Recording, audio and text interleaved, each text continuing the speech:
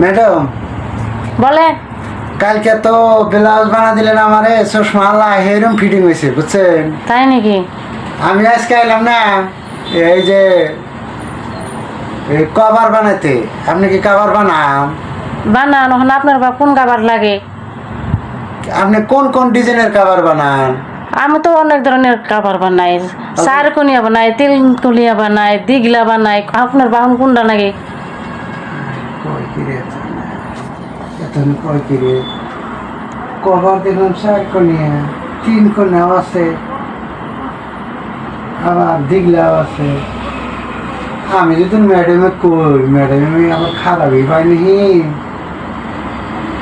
বউ মনের সাহস নেই একটা কথা কই। ম্যাডাম বলেন। আমার না লম্বা কাবারটা লাগছিল। হায় হায় কই কিরে শালায় লম্বা কাবার লাগে? লম্বা কাবার আমার কেমনে বানাই?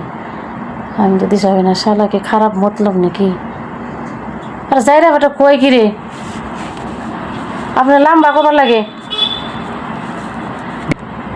বৌদি কিছু কইলেন? শালাই কি শুনলো নাকি রে? আমি যে মনে মনে কইলাম শালা তো শুনে হেলাইছে। না কিছু কই নাই আপনি রে। আপনি শুনছেন কি?